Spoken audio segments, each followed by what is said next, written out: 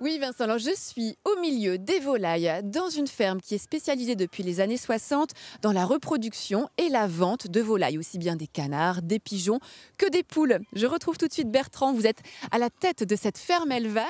Depuis quelques années, on assiste à un engouement autour des poules, vous le constatez aussi j'imagine. On l'a constaté effectivement, la poule est devenue l'animal des familles, l'animal de compagnie par excellence. Avant il était caché au fond du jardin simplement pour pondre des œufs, mais maintenant c'est vraiment un animal qui est là pour les enfants. Alors, il y a différentes races de poules que vous élevez ici, plus d'une soixantaine, qui sont réparties en enclos. Là, nous sommes dans l'enclos de la poule soie, qui a un vrai succès. C'est son look surtout, non? Oui, son look, mais également le fait qu'elle soit très, très gentille et s'apprivoise facilement. Et le fait qu'elle ait des plumes qui soient très particulières, des plumes en forme de poil ou de soie très soyeux, et elle est très douce à caresser. Alors, quels sont les premiers conseils que vous allez donner aux futurs acquéreurs de poules?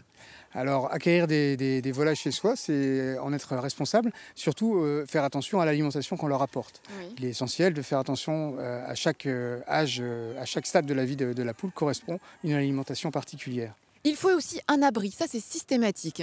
L'abri est important pour la volaille, pour la poule, car en l'occurrence, elle vient se protéger, elle vient pondre, y dormir la nuit. Donc il faut au minimum avoir un abri avec un pondoir et un perchoir. Et alors, si on a envie d'avoir une relation de proximité avec sa poule, je crois que vous avez une petite astuce. Et en l'occurrence, c'est ça, votre astuce, des verres de farine par exemple. Par exemple, oui, là c'est une vraie gourmandise pour les poules et ça permet de créer une relation beaucoup plus proche avec l'animal. C'est-à-dire qu'on va commencer à l'apprivoiser en lui donnant des verres de farine et au fur et à mesure, elle va se rapprocher.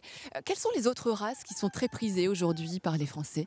Alors, il y a toutes sortes de races, mais on peut parler par exemple de la Brahma, de la Favrole, des Gournets, des races plus locales comme la Gournay par exemple. Toutes ces races que vous élevez ici. Oui, tout Oui. à fait. Ouais. Que vous élevez ici et aussi que vous allez ensuite envoyer. C'est-à-dire que si vous, téléspectateurs, vous voulez faire l'acquisition de poules, eh bien vous assurez aussi le transport, vous commandez et le lendemain, les animaux arrivent chez vous, vivants, en respectant leur bien-être, pour commencer une belle histoire avec la famille. Oui Vincent, alors j'ai changé de tenue de façon à pouvoir entrer dans la nurserie.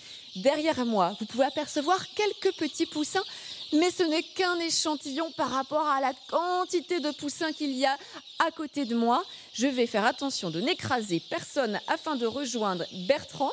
Bertrand, première question, ils sont combien là dans cette salle? Alors, dans cette salle, on a 4500 poussins qui sont nés cette semaine.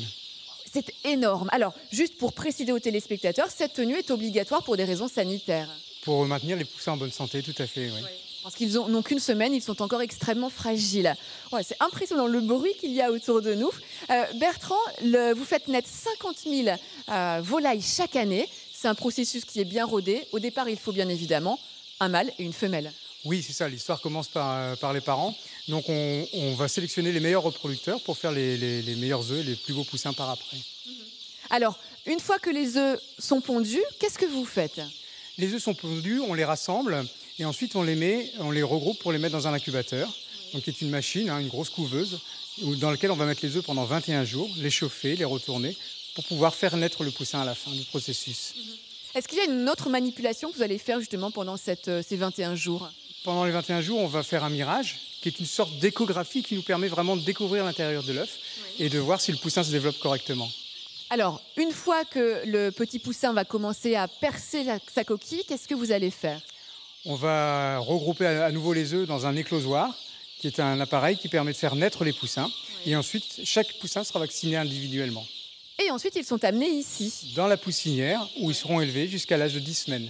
Alors là, quelles sont les conditions dans lesquelles on les laisse ici? Alors c'est un bâtiment qui regroupe les meilleures conditions au niveau du chauffage, au niveau de l'abreuvement, au niveau de la nourriture, avec une ambiance qui est tout à fait contrôlée pour qu'ils se trouvent dans de bonnes conditions. Je peux vous dire qu'en tout cas, ici, il y a une sacrée ambiance avec tous les pépiments que l'on entend.